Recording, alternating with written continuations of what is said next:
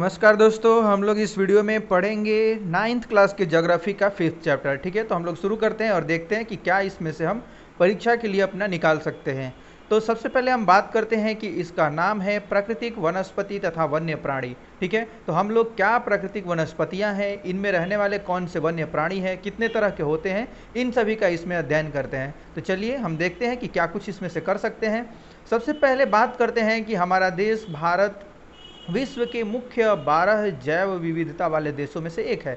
हम यह जानते हैं कि हमारा देश जो है बहुत विशाल है। ठीक है, यहाँ पर तमाम तरह की जलवायु पाई जाती है, तमाम तरह के यहाँ पर वनस्पति और पेड़ पौधे उगते हैं। ठीक है, तो यानी कि आप देखेंगे कि कश्मीर से कन्याकुमारी और वालंगू से सरक्रीक, तो आप यह पाएंगे कि तमाम तरह के यानी कि मौसम में कैसे बदलाव होते हैं। कहीं बारिश होती है तो कहीं बारिश नहीं होती है। ठीक है, बीच में ऐसे क्षेत्र आते हैं जैसे राजस्थान गुजरात का कुछ भाग जो कि रेगिस्तान से मतलब वो पटा हुआ है, वहाँ पर बारिश नहीं होती है। और जो कुछ जो ऐसे पहाड़ी और दुर्गम इलाके हैं जहाँ पर विभिन्न प्रकार की ये वनस्पति उगते हैं और तमाम तरह की वनस्पति उगते हैं, एक तरह की वनस्पति नहीं है। मैदानी भाग हैं उसके यानी कि उनमें पेड़ पौधों की जो प्रजाति पाई जाती है वो अलग पाई जाती है।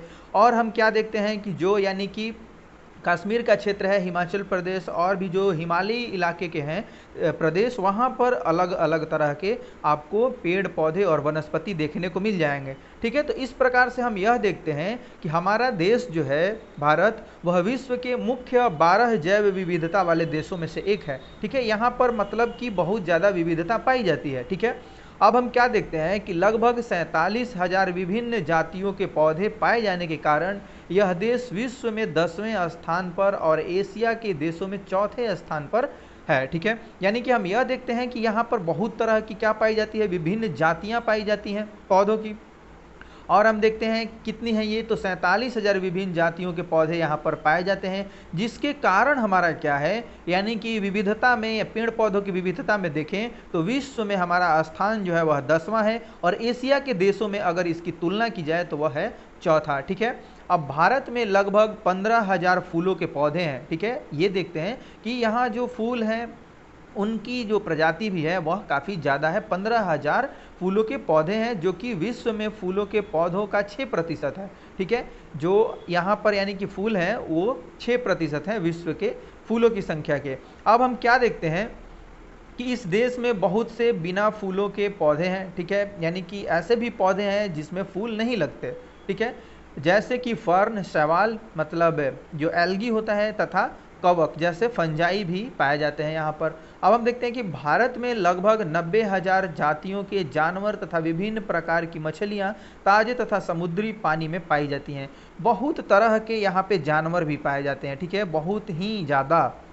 आप जब पश्चिमी घाट के बारे में अध्ययन करेंगे तो हम पाएंगे कि क्या होता है, वहाँ पर भी बहुत ज़्यादा जैव विविधता पाई जाती है। उसके बाद हम क्या देखते हैं कि बहुत ज़्यादा यानी कि जो खारे पानी में रहने वाली मछली और ताज़े पानी में रहने वाली मछली और भी बहुत तरह के जीव जंतु यहाँ पर पाए जाते हैं, जिनके लगभग 90,000 प्रजातियाँ हैं। ठीक है, 90,000 जातियाँ हैं। ठीक है, अब आगे बढ़ते हैं और देखते हैं कि अब हम यहाँ समझते हैं प्राकृतिक वनस्पति का अर्थ। ठीक है, कि प्राकृतिक वनस्पति क्या होता है। तो प्राकृतिक वनस्पति का अर्थ है कि यानी वह वनस्पति का वह भाग जो मनुष्य की सहायता के बिना अपने आप पैदा होता है और लंबे समय तक उस पर मानवीय प्रभाव नहीं पड़ता है, उसमें कोई यानी कि ह्यूमन डिस्टर्बेंस नहीं होता है। ठीक है, ह्यूमन इफेक्ट नहीं पड़ता है उस पर। अब हम क्या देखते हैं कि इसे अक्षत वनस्पति कहते हैं। जब तक से आप मतलब इसमें छेड़खानी नहीं करते हैं, इसके साथ छेड़छाड़ नहीं करते हैं, ये अपना विकास खुद ब खुद करता रहेगा। ठीक है, और जो प्रकृति के सौंदर्य है इसका, उसको आप मतलब विक्षोभित नहीं करते हैं, बिगाड़ते नहीं हैं, यानी उसमें उसको जलाते नहीं हैं, उसको काटते नहीं हैं अपने फ़ायदे के लिए। अब बड़े बड़े जो यानी कि इस मैदानी इलाके के जो पेड़ पौधे हैं, वो जंगल हैं, वो साफ़ किए जा रहे हैं ताकि वहाँ पर उद्योग धंधे लग सके और क्या बनाया जा सके, उसमें एक आप घर और बड़े बड़े अपार्टमेंट्स बनाए जा सके। तो इस प्रकार से हम क्या करते हैं, दोहन करते हैं, वन का दोहन करते हैं। तो इस प्रकार के यानी कि मानवीय क्रिया वहाँ पे नहीं हो तो आप देखेंगे कि ये क्या है, अपने आप उगते रहते हैं, अपने आप ही अपना विकास करते रहते हैं। अब हम क्या देखते हैं कि विभिन्न प्रकार की कृषिकृत फसलें, फल और बागान वनस्पति का भाग है परंतु प्राकृतिक वनस्पति नहीं है। जो हम मतलब अपने लिए उगाते हैं, ठीक है, यानी कि जो अन्न उपजाते हैं खाने के लिए, जो फल लगाते हैं अपने खाने के लिए या उनसे अपना पोषण प्राप्त करने के लिए, ये क्या है, वनस्पति के तो भाग हैं लेकिन प्राकृतिक वनस्पति नहीं है। ये अपने आप नहीं उगते, ठीक है, ये इनको हम उगाते हैं, उनको वो वातावरण देते हैं कि वो हमें फल दे सके, वो उनसे हम अन्न प्राप्त कर सके, ठीक है। तो इस प्रकार से ये प्राकृतिक वनस्पति नहीं है, वनस्पति के भाग अपितु जरूर है, ठीक है। तो अब हम क्या देखते हैं, क्या आप जानते हैं वह वनस्पति जो मूल रूप से भारतीय हैं उसे हम क्या कहते हैं, देशज कहते हैं, लेकिन पौधे भारत के बाहर से आए उन्हें हम क्या कहते हैं, विदेशज कहते हैं, विदेशज पौधे कहते हैं। यानी कि आप जो वनस्पति देखते हैं वो भी देशज और विदेशज हैं, ठीक है। तो इस प्रकार से जो हमारे ही देश के हैं मूल रूप से उनको हम देशज कहते हैं, और वैसे पौधे, वैसे यानी कि वनस्पति जो हम बाहर से ला करके, बाहर के देशों से यहाँ पर ला करके उनको रोपित किया है, उनको हम क्या कहते हैं, विदेशज पौधे कहते हैं, ठीक है। तो आगे बढ़ते हैं और देखते हैं कुछ अन्य और महत्वपूर्ण तथ्यों को। यह हम देखते हैं कि धरातल, अब हम इसको कैसे बांटते हैं, ठीक है, यानी कि ये कहाँ पाए जाते हैं उसके अनुसार हम इनको बांटेंगे, ठीक है, इनका वर्गीकरण करेंगे। तो हम यह देखते हैं कि धरातल, यानी कि हम जब धरातल बोलते हैं, धरा यानी कि पृथ्वी का तल, ठीक है, भूभाग यानी कि भू का भाग यानी पृथ्वी का भाग, बात बराबर है, ठीक है। तो अब हम क्या देखते हैं कि भूमि का वनस्पति पर प्रत्यक्ष एवं अप्रत्यक्ष प्रभाव पड़ता है, ठीक है। भूमि का क्या है, वनस्पति पर प्रत्यक्ष एवं अप्रत्यक्ष प्रभाव पड़ता है। अब हम क्या देखते हैं कि जो वनस्पति आप पहाड़ी इलाकों में देखेंगे वो वनस्पति आप मैदानी इलाकों में नहीं देख पाएंगे, ठीक है। तो धरातल के स्वभाव का वनस्पति पर बहुत प्रभाव पड़ता है। उपजाऊ भूमि पर प्रायः कृषि की जाती है, उबड़ तथा असमतल भूभाग पर जंगल तथा घास के मैदान हैं जिनमें वन्य प्राणियों का आश्रय मिलता है, ठीक है। यानी हम देखते हैं कि जो समतल इलाके हैं, यानी कि जो हम बार बार पढ़ते आ रहे हैं कि गंगा का मैदान और ब्रह्मपुत्र का मैदान, फिर इधर के जो गंगा यमुना, फिर उधर आप दक्षिण में जो पठार से निकलने वाली नदियां हैं गोदावरी कृष्णा, तो ये क्या करती हैं, एक मैदान का अपना निर्माण करती हैं। तो जो मैदानी भाग उनका होता है वहाँ पर तो कृषि की जाती है क्योंकि वो समतल होते हैं, ठीक है। लेकिन जो जिस पहाड़ी से वो नदियाँ निकलती हैं, चाहे और जो पहाड़ी हैं, वहाँ पर क्या होता है, ज़मीन उबड़ खाबड़ होता है और असमतल होता है। तो वहाँ पर क्या होता है कि जंगल उगते हैं और घास के मैदान, ठीक है। उसमें क्या होता है कि वन्य प्राणी का आश्रय मिलता है, उससे वन्य प्राणी उसमें अपना जीवन यापन करते हैं, ठीक है। तो इसमें अब मृदा का क्या रोल है, यानी कि मिट्टी का क्या रोल है, इसको हम देखते हैं। विभिन्न स्थानों पर अलग अलग प्रकार की मृदा पाई जाती है, ये हमको पता है, ठीक है। अब इसमें आप क्या देखते हैं कि जो यानी कि मैदानी भाग है, जो नदी अपना मैदान बनाती हैं, उधर क्या करती हैं, जो नदी के नज़दीक का इलाका होता है वहाँ पर हमेशा यानी कि खादर और बांगर, आप जलोढ़ मिट्टी जब पढ़ेंगे, पहले पढ़ भी चुके हैं, ठीक है, आगे भी हम लोग और हो सकता है उसको क्लियर करेंगे। अगर आप नहीं समझ पाए होंगे तो ज़रूर कमेंट करेंगे। तो ये क्या हम देखते हैं कि पूरा का पूरा जो हिस्सा होता है वो आपका निर्भर करता है कि किस प्रकार का आपका हिस्सा है, यानी कि भूभाग है। मृदा का जो प्रकार है उसी पर निर्भर करता है कि वह भूभाग कैसा है, यानी कि पहाड़ी है, मैदानी है, ठीक है, समतल है, और या तो वो मतलब रेगिस्तानी है। इस प्रकार से पूरा वनस्पति उसी पर डिपेंड करता है कि उस पर कौन सी वनस्पति उगेगी। तो विभिन्न स्थानों पर अलग अलग प्रकार की मृदा पाई जाती है जो विविध प्रकार की वनस्पति का आधार है। मरुस्थल की बलुई मृदा में कटीली झाड़ियाँ तथा नदियों के डेल्टा क्षेत्र में पर्णपाती वन पाए जाते हैं। जो नदी के डेल्टा क्षेत्र होते हैं वहाँ पर क्या पाए जाते हैं, पर्णपाती, और मरुस्थल की जो बलुई मृदा होती है वहाँ पर कटीली झाड़ियाँ पाई जाती है, ठीक है। अब पर्वतों की ढलानों में जहाँ मृदा की परत गहरी है वहाँ पर क्या होता है, वो शंकुधारी वन पाए जाते हैं, ठीक है। वहाँ पर शंकुधारी वन, शंकुधारी वृक्ष मिलते हैं। अब जलवायु का देखते हैं हम, ठीक है, कि जलवायु का क्या है, इसके विविधता का मतलब वो कैसे कारक बनता है जलवायु। तो तापमान, वनस्पति की विविधता तथा विशेषताएं तापमान और वायु की नमी पर भी निर्भर करती है, ठीक है। ये तापमान और जो नमी है वायु की उस पर निर्भर करती है। हिमालय पर्वत की ढलानों तथा प्रायद्वीप के पहाड़ियों पर 915 मीटर की ऊंचाई से ऊपर तापमान में गिरावट क्या होती है, वनस्पति के पनपने और बढ़ने को प्रभावित करती है और उसे उष्ण कटिबंध से क्या बना देती है, उपोष्ण, शीतोष्ण तथा अल्पाइन वनस्पतियों में परिवर्तित कर देती है, ठीक है। इस प्रकार से आप इसको समझें कि क्या होता है कि प्रायद्वीपीय जो भाग होता है, प्रायद्वीप के पहाड़ियों पर जो प्रायद्वीपीय भाग है हमारा, उसके पहाड़ियों पर क्या देखते हैं हम कि 915 मीटर की ऊंचाई से ऊपर जब आप जाते हैं तो तापमान में गिरावट आने लगती है, ठीक है। तो ये क्या होते हैं कि वनस्पति के पनपने, मतलब वनस्पति के उगने और बढ़ने को प्रभावित करते हैं, ठीक है, उन पर ये इफेक्ट डालते हैं और उसे उष्ण कटिबंधीय से उपोष्ण, शीतोष्ण तथा अल्पाइन, यानी कि उसे ठंडा बनाते हैं ना। ऊपर जैसे हम जाते हैं तो वो क्या होती है, यानी कि ठंड बढ़ती है, ठीक है। तो ये क्या होते हैं कि हम देखते हैं कि उष्ण कटिबंधीय से इसको उपोष्ण और शीतोष्ण तथा अल्पाइन वनस्पतियों में ये परिवर्तित कर देते हैं, ठीक है। इस प्रकार से जैसे जैसे जितनी मतलब ठंड बढ़ेगी उसके अनुसार आप देखेंगे कि वनस्पति का यानी कि मिलना क्या होता है, अलग अलग हो जाता है। तो हम यह देखते हैं इस सारणी के माध्यम से कि किस तरह के यानी कि वनस्पति का जो खंड है वह कैसा है और वहाँ का टेम्परेचर कैसा है और वहाँ पे किस प्रकार से आप देखते हैं कि तापमान को, ये तापमान जो है ये प्रभावित करता है। तो उष्ण यानी कि उष्ण कटिबंधीय जो वनस्पति है उसको हम देखते हैं तो इसमें हम क्या पाते हैं कि औसत वार्षिक तापमान क्या होता है, और औसत वार्षिक तापमान यहाँ का होता है 24 डिग्री सेल्सियस, ठीक है, 24 डिग्री सेल्सियस से अधिक होता है। अब जनवरी में यहाँ का औसत तापमान जो होता है वह 18 डिग्री सेल्सियस से अधिक होता है, कोई पाला नहीं होता है, ठीक है। अब हम क्या देखते हैं कि उपोष्ण जो होता है उसमें क्या देखते हैं कि 17 से 24 डिग्री सेल्सियस, ठीक है। और ये जनवरी में जो यहाँ का औसत तापमान होता है वह 10 से 18 होता है, ठीक है। और पाला यहाँ पे यानी कि कभी कभी पड़ता है। इसके बाद क्या देखते हैं कि जो शीतोष्ण है वहाँ पर 7 से 17 डिग्री सेल्सियस, ठीक है। तो इसके अनुसार आप इसको व्यवस्थित कर सकते हैं। अब ये देखते हैं कि यहाँ का जो जनवरी के महीने में औसत जो तापमान होता है वह कितना होता है, -1 से -10, ठीक है, -1 डिग्री सेल्सियस से -10 डिग्री सेल्सियस होता है। और कभी पाला कभी बर्फ़, ठीक है, यानी कि ठंड भी होती है और वहाँ पे कभी कभी बर्फ़ भी गिरती है। इसके बाद क्या देखते हैं, जो अल्पाइनी इलाके हैं, ठीक है, वहाँ का जो तापमान होता है, टेम्परेचर होता है, जो वार्षिक तापमान होता है औसतन लगभग 7 डिग्री सेल्सियस से कम ही होता है, ठीक है, ये 7 डिग्री सेल्सियस से कम होता है। इसके बाद हम क्या देखते हैं कि जनवरी में क्या होता है, -1 से कम होता है और वहाँ पे यानी कि बर्फ़ भी पड़ती है। इस प्रकार हम इसको समझ सकते हैं इस टेबल के माध्यम से, इस सारणी के माध्यम से।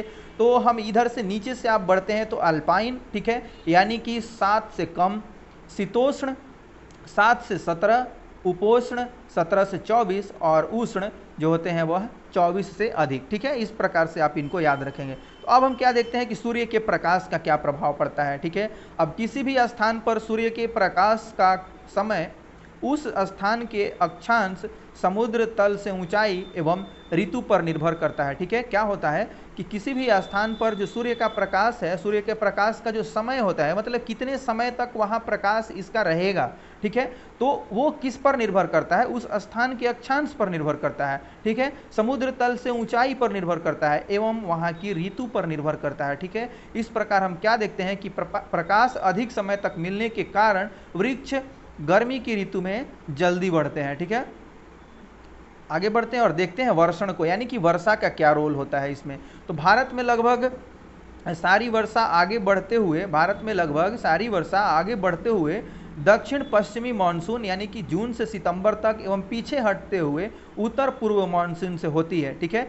ये वर्षा कहाँ होती है, तो वर्षा ज़्यादातर यानी कि दक्षिण पश्चिम मानसून, ठीक है, जून से सितंबर तक, एवं जब पीछे हटते हुए यानी कि उत्तर पूर्वी मानसून से होती है। अधिक वर्षा वाले क्षेत्रों में कम वर्षा वाले क्षेत्रों की अपेक्षा सघन वन पाए जाते हैं, ठीक है। जहाँ पर वर्षा ज़्यादा होती है वहाँ पर वन सघन पाए जाते हैं। उसके बाद हम क्या देखते हैं कि भारतीय प्राकृतिक वनस्पति में कई कारणों से बहुत बदलाव आया है, ठीक है, जैसे कि कृषि के लिए अधिक क्षेत्र की मांग, उद्योगों का विकास, शहरीकरण तथा परियोजना की और पशुओं के लिए चारों की व्यवस्था के कारण वन्य क्षेत्र कम हो रहा है, ठीक है। यानी कि वन्य क्षेत्र कैसे कम हो रहा है, वहाँ पर घर बनाए जा रहे हैं, ठीक है, और ये हो रहा है कि उद्योग धंधों का विकास हो रहा है, शहरीकरण हो रहा है, यानी कि बड़े बड़े बिल्डिंग्स बन रहे हैं, ठीक है, अपार्टमेंट्स बन रहे हैं। तो इससे क्या होता है कि ये आपको बता दूं कि इससे आप ये तो देखते हैं कि हम विकास अपना कर रहे हैं, लेकिन उससे मुख्य जो हमारा नुकसान होता है वह क्या होता है, तो पशुओं के लिए चारे की जो व्यवस्था होती है वह कम हो जाता है, ठीक है, यानी कि उनका क्षेत्र कम हो रहा है। उसके बाद क्या हम देखते हैं कि जो विभिन्न प्रकार के जानवर पाए जाते थे पहले जंगलों में, वो उनकी भी संख्या कम हो रही है, ठीक है। और हम उनके ऊपर एक तो ये देखते हैं कितनी बेवकूफ़ी वाली बातें हैं कि हम वनों को काटते भी हैं, ठीक है, और फिर उनको संरक्षित करने के लिए योजनाएं भी लाते हैं, ठीक है, पशुओं को मारते भी हैं और उनको संरक्षित करने के लिए योजनाएं भी लाते हैं और करोड़ों रुपए खर्च भी करते हैं, ठीक है। तो इस प्रकार की जो यानी कि अशोभनीय घटनाएं हैं वो क्यों हो रही हैं और क्यों होती हैं कि हमें पहले मारना पड़ता है उनको और फिर उनकी वृद्धि के लिए एक अलग से और खर्च करने पड़ते हैं। तो हम क्यों ना रोक लगाएं उस पर कि ये कार्य जो यानी कि घृणित कार्य हैं पशुओं को मारने के और जो वनों की कटाई के, ये ना हो, इनको रोक लगाया जाए ताकि हमें ये आवश्यकता ना पड़े कि अलग से फिर योजना नहीं चला करके उनको यानी कि उनका संवर्धन किया जाए और उनका यानी कि देखभाल किया जाए अलग से, ठीक है। तो इस प्रकार से हम यह देखते हैं कि हम कितना अपना व्यय करते हैं, अपने समय का भी व्यय करते हैं और अपने संसाधन का भी व्यय करते हैं, जो कि आर्थिक संसाधन, जो कि हम रुपया के बारे में बात कर रहे हैं, ठीक है। तो इस प्रकार से हम देखते हैं कि सन 2003 में वनों का कुल क्षेत्रफल कितना, तो 68 लाख वर्ग किलोमीटर था, ठीक है। अब भारत के बहुत से भाग में वन क्षेत्र सही मायने में प्राकृतिक नहीं है, ठीक है, बहुत बड़े भाग में ऐसा है कि प्राकृतिक नहीं है। कुछ अगम्य क्षेत्रों को छोड़कर जैसे हिमालय और मध्य भारत के कुछ भाग तथा मरुआ स्थल जहाँ प्राकृतिक वनस्पति है, शेष भागों में मनुष्य के हस्तक्षेप से प्राकृतिक वनस्पति आंशिक या संपूर्ण रूप से परिवर्तित हो चुकी है या फिर बिल्कुल निम्न कोटि की हो गई है, ठीक है। अब हम यह देखते हैं कि वहाँ पर क्या है, मानवीय क्रियाएं बढ़ गई हैं, ठीक है, यानी कि मनुष्य क्या करता है, उसमें जंगलों में विक्षोभ पैदा कर रहा है, डिस्टर्बेंस पैदा कर रहा है, ठीक है। इससे क्या हो रहा है कि प्राकृतिक जो वनस्पति है वो सिकुड़ रहा है और नगण्यता की स्थिति में, शून्यता की स्थिति में वह आ पहुंचा है, ठीक है।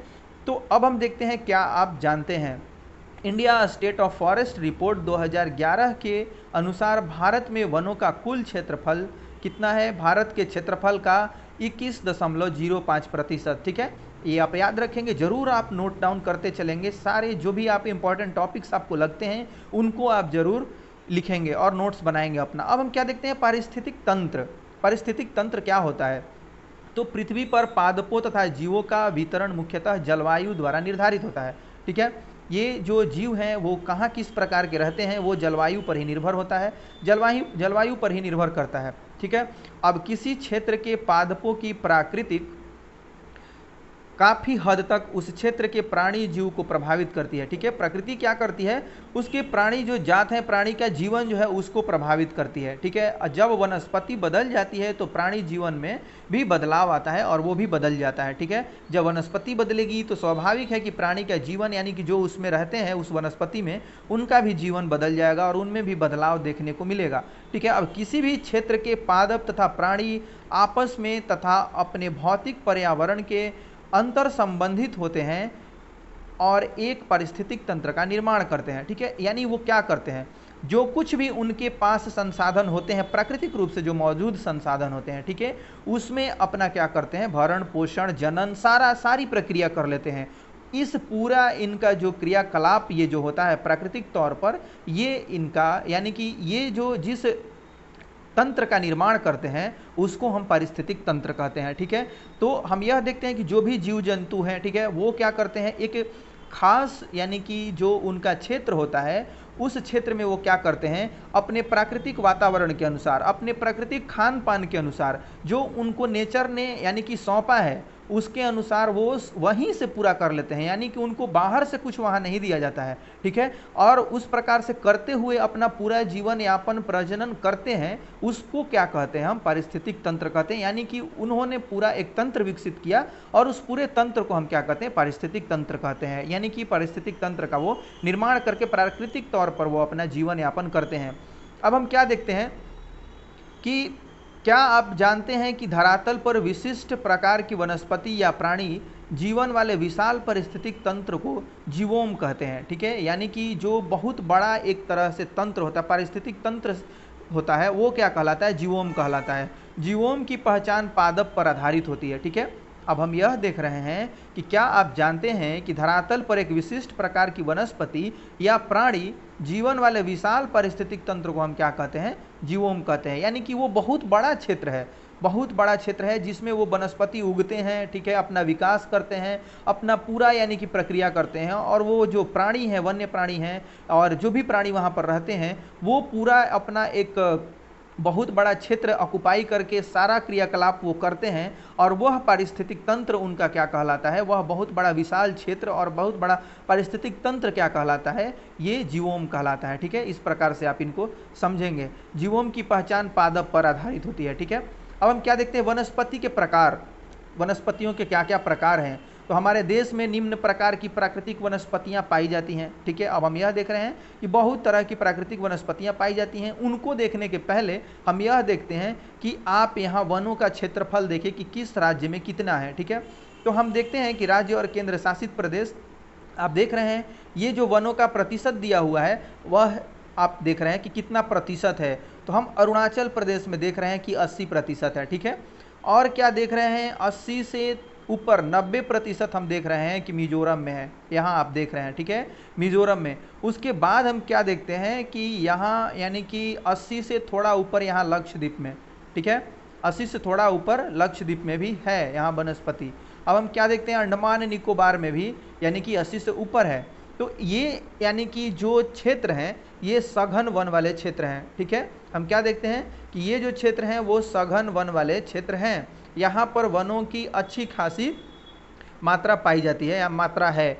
अब हम क्या देखते हैं कि राज्य जब हम इनका गणना करते हैं इस प्रकार से, तो आप यह देखेंगे कि ये मध्य प्रदेश इस प्रकार से यहाँ भी है लेकिन कम है, इनमें प्रतिशत कम है। ठीक है, एरिया भले ही ज़्यादा होगा, ज़्यादा कम हो सकता है, लेकिन प्रतिशत के मामले में हम देखते हैं तो प्रतिशत के मामले में यहाँ पर जो ये वनों की संख्या है वह कम है। ये सब जो राज्य हैं उनकी बात हो रही है यहाँ पर। ठीक है, और जो केंद्र शासित प्रदेश हैं उनकी बात हो रही है। अब हम यहाँ देख रहे हैं केरल में भी अच्छी है, ठीक है, गोवा में अच्छी है, और इसके बाद ये जो अरुणाचल प्रदेश और मिजोरम आप देख रहे हैं यहाँ पर आप सबसे ज़्यादा देख रहे हैं, और लक्षद्वीप वगैरह तो आप समझ ही सकते हैं कि उधर यानी कि वनस्पतियों की संख्या और जो वन का क्षेत्रफल है उसका क्षेत्रफल प्रतिशत में सबसे ज़्यादा है। ठीक है, तो अब हम आगे बढ़ते हैं और देखते हैं कि क्या हमने पढ़ा था कि ये जो वनस्पतियों का वर्गीकरण किया गया है, ठीक है, उनको हम देख रहे हैं कि हमारे देश में विभिन्न प्रकार की वनस्पतियां पाई जाती हैं जो कि निम्न प्रकार की होती हैं। तो ये वनस्पतियां हैं उष्णकटिबंधीय सदाबहार वन,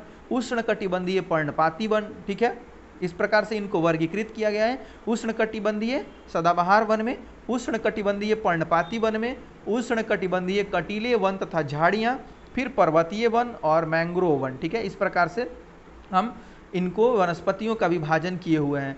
तो आगे बढ़ते हैं और देखते हैं कि किस प्रकार से इनको पढ़ पाते हैं हम। ये यानी कि जो आप मैप देख रहे हैं इसमें क्या है, मानचित्र को देखकर पता लगाइए कि कुछ राज्यों में वनों का विस्तार अधिक क्यों है। आप इनको यानी कि पता लगाएंगे कि यहाँ पर वनों का विस्तार क्यों है, ज़्यादा क्यों है। मतलब अब आप यह देख सकते हैं कि किस प्रकार से यानी कि ये इस प्रकार से जो यानी कि पेंट किया हुआ है, यहाँ पर उष्णकटिबंधीय सदाबहार वन पाए जाते हैं। ठीक है, तो आप यह देख सकते हैं कि ये जो क्षेत्र है इधर का अरब सागर के तरफ का लगा हुआ जो सी कोस्ट है, और उसके बाद हम क्या देखते हैं कि ऊपर आप इधर अरुणाचल और नॉर्थ ईस्ट के जो हिस्से हैं उधर देखेंगे। ठीक है, यानी कि यहाँ देखेंगे इधर का हिस्सा जो असम, अरुणाचल प्रदेश और भी ये जो कुछ क्षेत्र हैं यहाँ के नॉर्थ ईस्ट के उधर देखने को मिलेंगे। फिर जो यानी कि पूर्वी इलाका है भारत का इधर मिलेंगे। अब हम क्या देखते हैं, आगे बढ़ते हैं और मैप को आप ज़्यादातर एटलस पर देखने का प्रयत्न करें। एटलस अपने पास ज़रूर रखें और उनसे यानी कि अपना डाउट क्लियर करें। बहुत ज़्यादा मैप का सहारा लें। अगर आप ज्योग्राफी पढ़ रहे हैं तो बहुत ज़्यादा मैप का सहारा लें। ये क्या होता है, एक छवि बन जाती है हमारे आंखों पर, और वो छवि हमेशा रहती है। जब भी आप उस क्वेश्चन को क्रॉस करेंगे तो यानी कि आपके मस्तिष्क में हमेशा वो बातें याद आ जाएंगी। ठीक है, जो आंखों से देखी हुई होती हैं।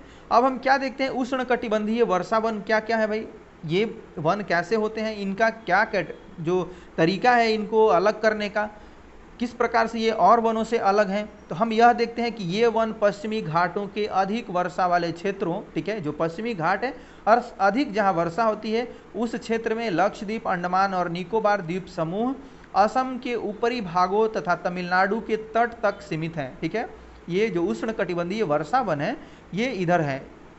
कहाँ, तो हम यह देख रहे हैं कि लक्षद्वीप, अंडमान और निकोबार द्वीप समूह, असम का जो ऊपरी भाग है और जो तमिलनाडु का तटीय भाग है उधर तक ये सीमित हैं। ये क्षेत्र ये उन क्षेत्रों में भली भांति विकसित हैं जहां 200 सेंटीमीटर से अधिक वर्षा के साथ एक थोड़े समय के लिए शुष्क ऋतु पाई जाती है। ठीक है, ये वहाँ पाए जाते हैं जहाँ पर 200 सेंटीमीटर से अधिक वर्षा होती है। ठीक है, ये तो एक आप याद रखेंगे मोटा मोटी तौर से। लेकिन उसके साथ यह भी याद रखेंगे कि बारिश के साथ साथ थोड़े समय के लिए शुष्क ऋतु भी यहाँ पाई जाती है। ठीक है, यानी कि हमेशा वर्षा ही नहीं होती रहती है। तो ये उष्णकटिबंधीय वर्षा वन के बारे में हम पढ़ रहे हैं। इन वनों में वृक्ष 60 मीटर या इससे अधिक ऊंचाई तक पहुँचते हैं, यानी कि ऊंचे ऊंचे वृक्ष होते हैं। ठीक है, उष्णकटिबंधीय जो वर्षा वन होते हैं उनमें वृक्षों की ऊंचाई काफ़ी अच्छी पाई जाती है। तो अब हम क्या देखते हैं, चूंकि ये क्षेत्र वर्ष भर गर्म तथा आर्द्र रहते हैं। ठीक है, अतः यहाँ हर प्रकार की वनस्पति, वृक्ष, झाड़ियाँ व लताएं उगती हैं और वनों में इनकी विभिन्न ऊंचाइयों से कई स्तर देखने को मिलते हैं। ठीक है, इनकी ऊंचाइयों में आप कई स्तर देखेंगे, कई लेवल देखेंगे। अब हम क्या देखते हैं कि वृक्षों में पतझड़ होने का कोई निश्चित समय नहीं होता है। ठीक है, वृक्षों में यानी कि पत्ते गिरने का कोई निश्चित समय नहीं होता है, अतः यह वन साल भर हरे भरे लगते हैं। ठीक है, यानी कि इनको आप देखेंगे तो ये हरे भरे आपको हमेशा दिखेंगे। तो इन वनों में पाए जाने वाले व्यापारिक महत्व के कुछ वृक्ष, यानी कि ये इसको आबनुस, इसको एबोनी भी बोलते हैं, महोगनी, रोजवुड, रबड़ और सिकोना है। ठीक है, यानी कि इनका आप व्यापार में, यानी कि आप जो ट्रेड होता है उसके लिए ये महत्व रखते हैं। ठीक है, तो इस प्रकार से आगे बढ़ते हैं और देखते हैं और कौन से वन है। तो उष्णकटिबंधीय पर्णपाती वन। ठीक है, अब उष्णकटिबंधीय पर्णपाती वन हम किन को बोलेंगे, इनको किस प्रकार से अलग किया गया है। तो ये भारत में सबसे बड़े क्षेत्र में फैले हुए हैं। ठीक है, हम यह देखते हैं कि यह भारत में सबसे बड़े क्षेत्र में फैले हुए वन हैं। इन्हें मानसूनी वन भी कहते हैं और ये उन वन क्षेत्रों में विस्तृत हैं जहां 70 सेंटीमीटर से 100 सेंटीमीटर तक वर्षा होती है। ठीक है, ये हम देखते हैं कि 70 सेंटीमीटर से 200 सेंटीमीटर, माफ कीजिएगा 100 नहीं, 70 सेंटीमीटर से 200 सेंटीमीटर तक वर्षा होती है। ठीक है, इस प्रकार के वनों में वृक्ष शुष्क ग्रीष्म ऋतु में 6 से 8 सप्ताह के लिए अपनी पत्तियां गिरा देते हैं। ठीक है, ये हम देखते हैं कि वृक्ष यानी कि एक इनका मौसम होता है पतझड़ का। ठीक है, जो इनके पत्ते गिराने के नाम से ही उस मौसम को रखा गया है, पतझड़ का मौसम। ठीक है, तो उस मौसम में ये क्या करते हैं, ये अपना पत्ता गिरा देते हैं। ठीक है, तो ये हम क्या देखते हैं कि यह कब होता है भाई, तो यह 6 से 8 सप्ताह के लिए होता है। ठीक है, यानी कि हम यह देखते हैं कि अमूमन 2 महीने के लिए ऐसा होता है। जब ये अपने पत्ते गिरा देते हैं उसके बाद ये फिर से इनके पत्ते आ जाते हैं, ये हरे भरे दिखने लगते हैं। अब जल की उपलब्धि के आधार पर इन वनों को आर्द्र तथा शुष्क पर्णपाती वनों में विभाजित किया गया है। इनमें आर्द्र या नम पर्णपाती वन उन क्षेत्रों में पाए जाते हैं जहां 100 से 200 सेंटीमीटर तक वर्षा होती है। अतः ऐसे वन देश के पूर्वी भागों, ठीक है, उत्तरी राज्यों, उत्तर पूर्वी राज्यों और हिमालय के गिरिपद प्रदेशों, झारखंड, ठीक है, जो हिमालय का गिरिपद प्रदेश है, गिरिपद प्रदेश है उधर, और झारखंड, फिर पश्चिमी उड़ीसा, छत्तीसगढ़ तथा पश्चिमी घाटों के पूर्वी ढालों में ये पाए जाते हैं। ठीक है, अब इस प्रकार से इनका जो आप उदाहरण देखेंगे, सागौन इन वनों की सबसे प्रमुख प्रजाति है। बांस, साल, शीशम, चंदन, रवैर और कुसुम, अर्जुन तथा सहतूत के वृक्ष व्यापार वाले ये लोग वृक्ष, मतलब व्यापारिक दृष्टिकोण से ज़्यादा महत्वपूर्ण है। ठीक है, अब हम क्या देखते हैं कि शुष्क पर्णपाती वन, जो कि हम इनको बांटे थे 2 कैटेगरी में। ठीक है, शुष्क पर्णपाती वन और ये आर्द्र जो होते हैं, आर्द्र तथा शुष्क पर्णपाती वन में हम इनको बांटा था। तो अब हम देखते हैं कि ये शुष्क पर्णपाती वन, आर्द्र पर्णपाती वन को तो हमने पढ़ लिया था कि ये कब पाए जाते हैं, ये यानी कि 100 से 200 सेंटीमीटर वर्षा जहाँ होती है वहाँ पर पाए जाते हैं। अब शुष्क पर्णपाती वन जो होते हैं वो कैसे होते हैं और उनका यानी कि विस्तार कहाँ है और ये कितनी वर्षा होती है, जिसको हम बोलते हैं शुष्क पर्णपाती वन, उन क्षेत्रों में पाए जाते हैं जहां वर्षा 70 सेंटीमीटर से 100 सेंटीमीटर के बीच होती है। ठीक है, ये वन प्रायद्वीपीय पठार के ऐसे वर्षा वाले क्षेत्रों, उत्तर प्रदेश तथा बिहार के मैदानों में पाए जाते हैं। विस्तृत क्षेत्रों में प्रायः सागौन, साल, पीपल तथा नीम के वृक्ष उगते हैं। ठीक है, इस प्रकार से यहाँ पे ये वृक्ष उगते हैं। अब हम आगे देखते हैं कि कटीले वन तथा झाड़ियाँ जो होती हैं वो किधर उगती हैं। तो जिन क्षेत्रों में 70 सेंटीमीटर से कम वर्षा होती है वहाँ प्राकृतिक वनस्पति में कटीले वन तथा झाड़ियाँ पाई जाती है। ठीक है, इस प्रकार से आप कैक्टस, बबूल, ये सब जो है ये वहाँ उगते हैं। ठीक है, इस प्रकार की वनस्पति देश के उत्तरी पश्चिमी भागों, ठीक है, में पाई जाती है, जिनमें गुजरात, राजस्थान, छत्तीसगढ़, मध्य प्रदेश, उत्तर प्रदेश तथा हरियाणा के अर्ध शुष्क क्षेत्र सम्मिलित हैं। ठीक है, अब इसमें हम क्या देखते हैं कि अकासिया, खजूर यानी कि पाम, यूफोरबिया, तथा नागफनी यानी कि कैक्टाई, ठीक है, कैक्टस यहाँ की मुख्य पादप प्रजातियां हैं। अब इन जंगलों में कौन कौन से जानवर रहते हैं भाई? तो इन जंगलों में रहते हैं प्रायः चूहे, खरगोश, लोमड़ी, भेड़िए, शेर, सिंह, जंगली गधा, घोड़े तथा ऊंट पाए जाते हैं। यहाँ पर विभिन्न प्रकार की यहाँ पर मतलब आप देखेंगे कि प्रजातियां पाई जाती है। ये आप जरूर नोट डाउन करेंगे, इनको मैं बता रहा हूँ बार बार, आप मजाक में नहीं लेके चलेंगे, इनको आप जरूर नोट डाउन करेंगे। डायरेक्ट यहाँ से क्वेश्चंस लिए जाते हैं, ठीक है, आपके एग्जामिनेशंस में इधर से डायरेक्ट इन सभी सेक्शंस से आपको डायरेक्ट क्वेश्चन दिख जाएंगे, तो आप मजाक नहीं करके इनको जरूर नोट डाउन करते चलेंगे, ठीक है। इस प्रकार से एक अपना बहुत ही अच्छा हैंड रिटेन नोट्स जरूर बनाएंगे। अब हम क्या देखते हैं कि पर्वतीय क्षेत्रों में तापमान की कमी तथा ऊंचाई के साथ साथ प्राकृतिक वनस्पति में भी अंतर दिखाई देता है, ठीक है। वनस्पति में जिस प्रकार का अंतर हम उष्णकटिबंधीय प्रदेशों में टुंड्रा की ओर देखते हैं, उसी प्रकार का अंतर पर्वतीय भागों में ऊंचाई के साथ साथ देखने को हमें मिलता है, ठीक है। अब हम क्या देखते हैं पर्वतीय वन में, जहाँ पर 1000 मीटर से 2000 मीटर तक की ऊंचाई वाले क्षेत्र में आर्द्र शीतोष्ण कटिबंधीय वन पाए जाते हैं, ठीक है। इनको आप याद रखेंगे कि इस ऊंचाई तक 1000 से 2000 के जो मीटर की ऊंचाई होती है, वहाँ पर आर्द्र शीतोष्ण कटिबंधीय वन पाए जाते हैं। अब इनमें चौड़ी पत्ती वाले ओक, ठीक है, तथा चेस्टनट जैसे वृक्षों की प्रधानता होती है। अब 1500 से 3000 मीटर की ऊंचाई के बीच शंकुधारी वृक्ष, ठीक है, चीड़ जिनको हम पाइन भी बोलते हैं, देवदार, सिल्वर फर और स्प्रूस, सीडर आदि पाए जाते हैं। इस प्रकार के ये वनस्पति यहाँ पाए जाते हैं, ठीक है। अब ये पर्वतीय वन है, आप देख रहे हैं कि उसमें भी ऊंचाई के अनुसार इनका यानी कि पूरा आकार प्रकार बदलता रहता है। अब अधिक ऊंचाई पर प्रायः शीतोष्ण कटिबंधीय घास के मैदान पाए जाते हैं, ठीक है। जो अधिक ऊंचाई होती है वहाँ पर शीतोष्ण कटिबंधीय घास के मैदान पाए जाते हैं।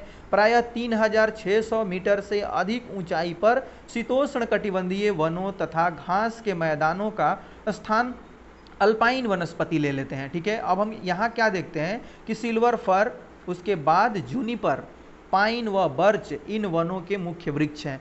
जैसे जैसे हिम रेखा के निकट पहुँचते हैं, इन वृक्षों के आकार छोटे होते जाते हैं, ठीक है। अतः झाड़ियों के रूप के बाद ये अल्पाइन घास के मैदान में विलीन हो जाते हैं, यानी कि बहुत ज़्यादा ऊपर जाएंगे। जो हमारा यानी कि आप हिम रेखा होता है, वहाँ उसके निकट आप जाने लगेंगे, यानी कि जहाँ आपको बर्फ़ दिखाई देने लगेगी उसके ऊपर आप जाने लगते हैं, तो यह देखते हैं कि वहाँ पर ये जो वनस्पति हैं धीरे धीरे झाड़ी में फिर उसके बाद ये विलीन हो जाते हैं और ये अल्पाइन घास के मैदान में आपको तब्दील हो जाते हैं, ठीक है, ये बन जाते हैं, वहाँ उधर ये पाए जाते हैं। अब इनका उपयोग आप देखेंगे तो विभिन्न प्रकार से होता है। जो उधर की जनजातियाँ हैं वो अपने जो मवेशी हैं उनको चराने के लिए करते हैं, ठीक है। इन वनों में आप यह देखेंगे कि कश्मीरी महामृग, चित्तर, हिरण, और ये देखेंगे कि जंगली भेड़, खरगोश, तिब्बतीय बारहसिंगा, याक, हिम तेंदुआ, गिलहरी, रीछ, आईबैस, कहीं कहीं लाल पंडा, घने बालों वाले भेड़ी, ये सभी यानी कि बकरियां, ये सभी जानवर जो है वहाँ पे पाए जाते हैं। अब हम देखते हैं मैंग्रोव के बारे में कि मैंग्रोव वन क्या है। मैंग्रोव वन को देखते हैं। मैंग्रोव वन को आप देख सकते हैं कि इस प्रकार से ये मैंग्रोव वन दिखते हैं, इनका चित्र है। अब हम देखते हैं कि यह वनस्पति तटवर्तीय क्षेत्रों में जहाँ ज्वार भाटा आते हैं, ये क्या देखते हैं हम कि तटवर्ती क्षेत्र जहाँ पर कि ज्वार भाटा आते हैं की सबसे महत्वपूर्ण वनस्पति है, वहाँ ये वनस्पति बहुतायत मात्रा में पाई जाती है। ये देखते हैं कि मिट्टी और बालू इन तटों पर एकत्रित हो जाते हैं। घने मैंग्रोव एक प्रकार की वनस्पति है जिसे पौधों की जड़ें पानी में डूबी रहती है। गंगा, ब्रह्मपुत्र, महानदी, गोदावरी, कृष्णा तथा कावेरी, ये जो नदियाँ आप पढ़ रहे हैं, उधर ये क्या दिखते हैं कि नदियों के डेल्टा भाग में यह वनस्पति मिलती है। मतलब उस भाग में मिलेंगी आपको जहाँ पर क्या आप देखेंगे कि इनकी जड़ें पानी में हो, ठीक है, यानी कि पानी इनके लिए आवश्यक है। अब गंगा ब्रह्मपुत्र डेल्टा में सुंदरी वृक्ष पाए जाते हैं जिनसे मजबूत लकड़ी प्राप्त होती है। नारियल, ताड़, केवड़ा व एंगार के वृक्ष भी इन भागों में पाए जाते हैं, ठीक है। ये विभिन्न प्रकार के जो आप देख रहे हैं कि वनस्पति हैं, ये यहाँ पर पाए जाते हैं। अब वन्य प्राणी को हम देखेंगे, लेकिन उसके पहले हम यह देख लेते हैं कि जो कुछ यानी कि औषधीय पादप हैं उनके बारे में हम यहाँ देख लेते हैं, नहीं तो ये बेईमानी होगी कि औषधीय पौधों को हम छोड़ देंगे। अब हम क्या देखते हैं कि भारत प्राचीन समय से अपने मसालों तथा जड़ी बूटियों के लिए विख्यात रहा है, ठीक है। यानी कि मसाला के कारण ही क्या हुआ, व्यापार का सबसे पहले यानी कि जो व्यापार शुरू होता है वह भारत से यह वर्णन मिलता है कि मसालों का ही व्यापार शुरू होता है, ठीक है, वो यूरोपीय देशों के साथ है। और वही फिर बाद में क्या कारण बन जाता है, हमारी गुलामी का कारण बन जाता है। हमारे यहाँ के जो लोग हैं यानी कि लचीले हैं इतने कि वो बहुत ज़्यादा व्यापार करने की छूट दे देते हैं। खैर वो बातें हिस्ट्री की हैं, हम अभी ज्योग्राफी पढ़ रहे हैं तो हम अभी इन्हीं पर कंसंट्रेट करेंगे। अब हम क्या देखते हैं कि आयुर्वेद में लगभग 2000 पादपों का वर्णन है, ठीक है, बहुत पुरानी ये किताबें हैं। उसमें हम क्या देखते हैं कि 2000 पादपों यानी पौधों का वर्णन है, और कम से कम 500 तो निरंतर प्रयोग में आते रहे हैं, इनका मतलब हमेशा यूज होता रहा है। अब क्या देखते हैं कि विश्व संरक्षण संघ ने लाल सूची के अंतर्गत 352 पादपों की गणना की है, ठीक है। इनमें से 52 पादप अति संकटग्रस्त हैं, ठीक है, और 49 पादपों को विनष्ट होने का खतरा है, यानी कि वो लगभग समाप्त हो चुके हैं। भारत में प्रायः औषधि के लिए प्रयोग होने वाले जो कुछ पादप हैं वो निम्नलिखित हैं। सर्पगंधा है, ठीक है, यह रक्तचाप के निदान के लिए प्रयोग होता है और केवल भारत में ही पाया जाता है। जामुन, यह पके हुए फल से सिरका बनाया जाता है, इसके पके हुए फल से, जो कि वायुसारी यानी कि और मूत्रवर्धक है, और इसमें क्या होता है कि पाचन शक्ति के भी गुण हैं, ठीक है। अब बीज का बनाया हुआ पाउडर मधुमेह यानी कि डायबिटीज़ में ये क्या करता है, सहायक होता है इसको खत्म करने में, इसको नियंत्रित करने में। अर्जुन, ये ताजे पत्तों का निकाला हुआ रस जब इसका आप मतलब इस्तेमाल करता है, कैसे इस्तेमाल करना है उसको बताया जा रहा है कि ताजे पत्तों का निकला हुआ रस कान के दर्द के इलाज में सहायता करता है। यह रक्तचाप की नियमितता के लिए भी लाभदायक होता है। बबूल का क्या है, तो इसके पत्ते आँख की फुंसी के लिए लाभदायक हैं। इससे प्राप्त गोंद का प्रयोग शारीरिक शक्ति की वृद्धि के लिए होता है। बबूल का भी यानी कि ये इम्पॉर्टेंट आप देखते हैं कि रोल है, ये हमारे लिए एक न्यूट्रिशन भी देता है। अब नीम, ये जैव और जीवाणु प्रतिरोधक है, यानी कि यह क्या करता है, एक तरह से आप यह कह सकते हैं कि प्राकृतिक जैव और जीवाणु प्रतिरोधक है। तुलसी पादप या जुकाम और खांसी की दवा में इसका प्रयोग होता है। अब कचनार, फोड़ा यानी कि अल्सर व दमा के रोग के लिए इसका प्रयोग होता है। इस पौधे की जड़ और कली पाचन शक्ति में सहायता करती है। इसकी जो जड़ें हैं और कलियां हैं यानी कि जहाँ से फल फूल बनते हैं उसमें से ये हम इस्तेमाल करते हैं। अब हम देखते हैं वन्य प्राणी को, ठीक है, वन्य प्राणी को किस प्रकार से पढ़ते हैं। तो वनस्पति की भांति ही भारत विभिन्न प्रकार के प्राणी संपत्ति में भी धनी है, ठीक है। यहाँ पर विभिन्न प्रकार की प्राणी जातियाँ पाई जाती हैं। यहाँ जीवों की लगभग 90,000 प्रजातियाँ मिलती हैं। देश में लगभग 2000 से अधिक पक्षियों की प्रजाति पाई जाती है, ठीक है। इस प्रकार से हम देखते हैं कि लगभग 2000 से अधिक पक्षियों की प्रजातियाँ पाई जाती हैं। यह कुल विश्व का 13% है, जो यानी कि पक्षी यहाँ पर है वह कुल विश्व का 13% है। यहाँ मछलियों की 2546 प्रजातियाँ हैं, जो विश्व की लगभग 12% है, ठीक है। भारत में विश्व के 5 से 8% तक उभयचरी सरीसृप तथा स्तनधारी जानवर भी पाए जाते हैं, ठीक है। ये सभी बात समझने लायक नहीं है, बस केवल आप इसको सुनते रहें, नोट डाउन करें और रिवीजन करें, ठीक है। स्तनधारी जानवरों में हाथी सबसे अधिक महत्वपूर्ण है, ठीक है। स्तनधारी जानवरों में क्या है, हाथी सबसे महत्वपूर्ण है। यह असम, कर्नाटक और केरल के उष्ण तथा आर्द्र वनों में पाए जाते हैं। एक सींग वाले गेंडे और जो अन्य जानवर हैं ये जो उधर पाए जाते हैं। अब हम क्या देखते हैं यहाँ पे इस मैप के माध्यम से, मैप को देखने से पहले हम वो पूरा यानी कि जो सेंटेंस है हमारा उसको ख़त्म कर लेते हैं। जो पश्चिम बंगाल में गेंडों की बात हो रही है, गेंडे कहाँ पाए जाते हैं, तो पश्चिम बंगाल तथा असम के दलदली क्षेत्रों में रहते हैं।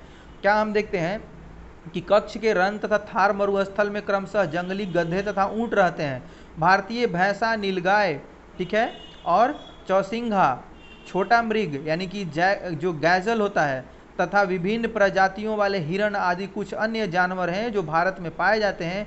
जहां बंदरों की भी अनेक प्रजातियां पाई जाती हैं, ठीक है, बहुत प्रकार के यहाँ पे बंदर भी पाए जाते हैं। अब हम क्या आप जानते हैं, भारत विभिन्न सुरक्षा अधिनियम, जो भारत में यानी कि जीव सुरक्षा अधिनियम, माफ़ कीजिएगा, भारत जीव सुरक्षा अधिनियम सन 1972 में लागू किया गया था। यह किस लिए लागू किया गया था, तो विभिन्न प्रकार की जो जीव जंतु हैं उनको बचाने के लिए इसको लागू किया गया था। अब हम क्या देखते हैं कि भारत विश्व का अकेला ऐसा देश है जहां शेर तथा बाघ दोनों पाए जाते हैं, ठीक है, ये आप जरूर याद रखेंगे।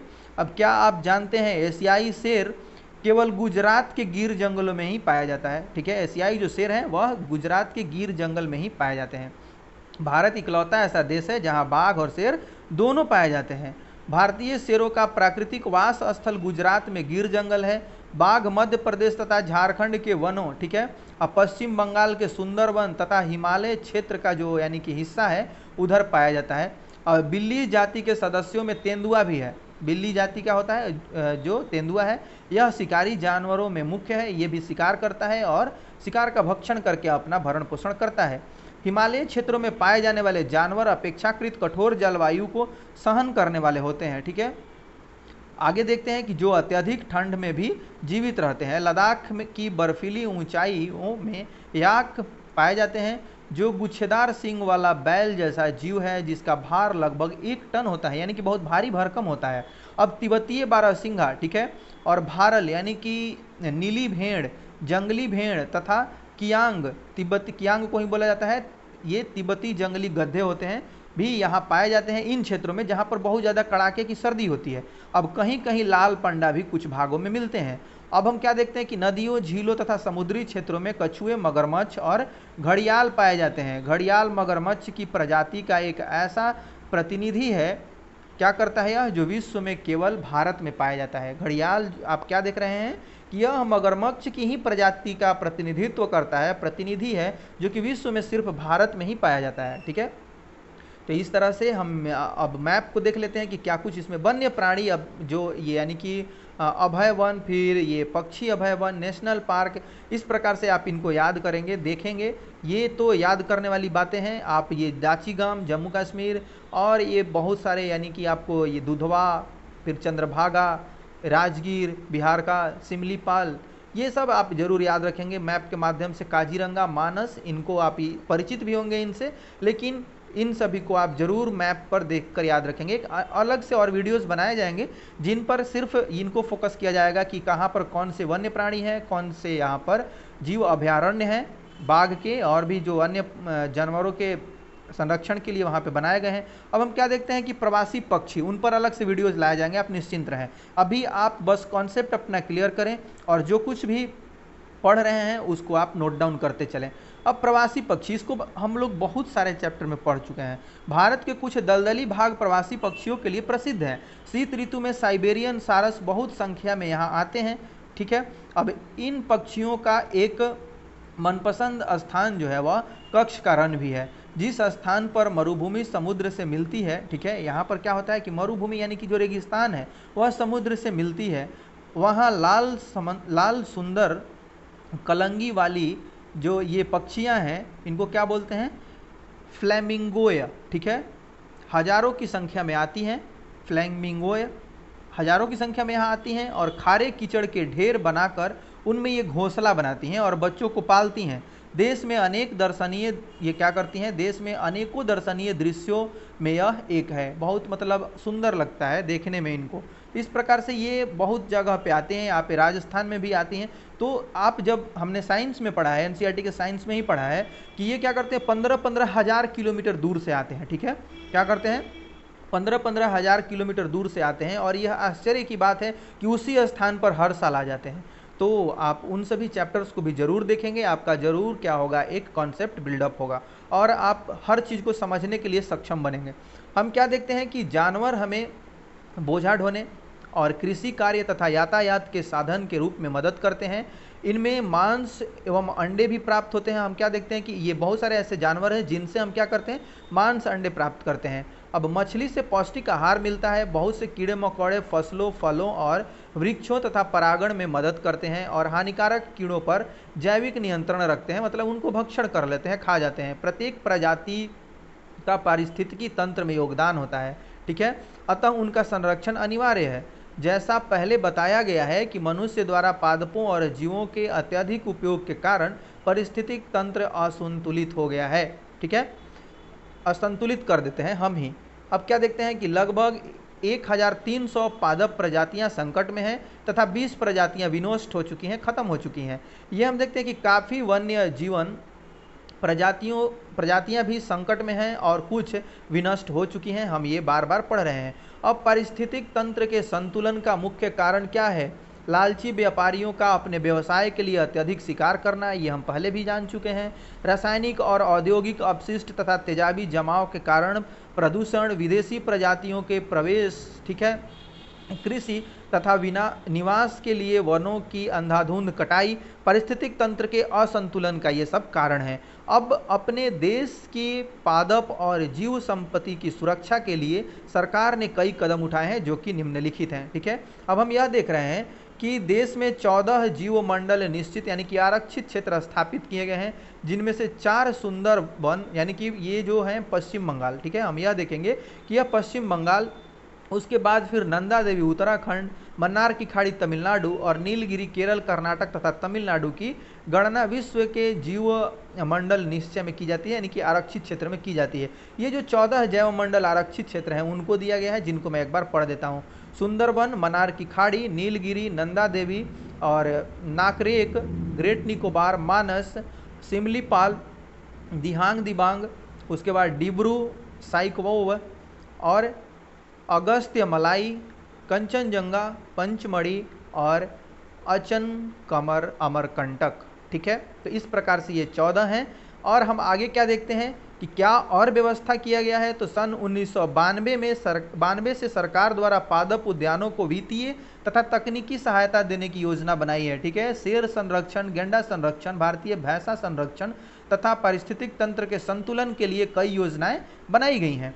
और हम क्या देखते हैं कि 89 नेशनल पार्क, ठीक है, 89 नेशनल पार्क और 490 वन्य प्राणी अभय वन और कई चिड़ियाघर राष्ट्र की पादप और जीव संपत्ति की रक्षा के लिए बनाए गए हैं, ठीक है। यानी कि बहुत सारा सरकार के द्वारा किया तो जा रहा है, लेकिन हम बार बार जो मैंने आपको पहले बताया कि विनाश हो क्यों रहा है, हमारी गलतियों के कारण हो रहा है, ताकि क्या हमको फिर करना पड़ रहा है, अपने संसाधन की बर्बादी करनी पड़ रही है, ठीक है। तो विनाश को ही रोका जाए सबसे पहले, उसके लिए कठोर कदम उठाया जाए, तो हम क्या कर सकते हैं, इनको इतने ज़्यादा संरक्षण की जरूरत नहीं पड़ेगी। अब हम क्या देखते हैं कि हम सभी को अपनी अतिजीविता के लिए प्राकृतिक पारिस्थितिक तंत्र के महत्व को समझना चाहिए। यह तब संभव है जब प्राकृतिक पर्यावरण का अंध विनाश तत्काल समाप्त कर दिया जाए, ठीक है। ये जो विनाश हो रहा है उसको तत्काल समाप्त कर दिया जाए। तो ये आप पूरा का पूरा चैप्टर हमने पढ़ लिया है, ठीक है। अब रबड़ का संबंध किस प्रकार की वनस्पति से है, टुंड्रा से है, हिमालय से है, मैंग्रोव से है, इन सभी को आप जब ऊपर पढ़े हैं तो इनको आंसर करने का भी प्रयत्न करेंगे, ठीक है। बहुत सारे ऐसे प्रश्न होते हैं जो यहाँ से डायरेक्ट आपके क्वेश्चन पेपर में दिख जाएंगे, ठीक है। तो इनको आप हल्के में नहीं लेंगे और ज़रूर पढ़ते चलेंगे, ठीक है। इस प्रकार से यह पूरा चैप्टर आपका समाप्त हो गया है। और ये जो वन्य अभयारण्य हैं और जो विभिन्न प्रकार के चिड़िया यानी कि पक्षी विहार और जो कुछ भी इनके संरक्षण के लिए बनाए गए हैं उनके लिए एक अलग से वीडियो ज़रूर बनाई जाएगी।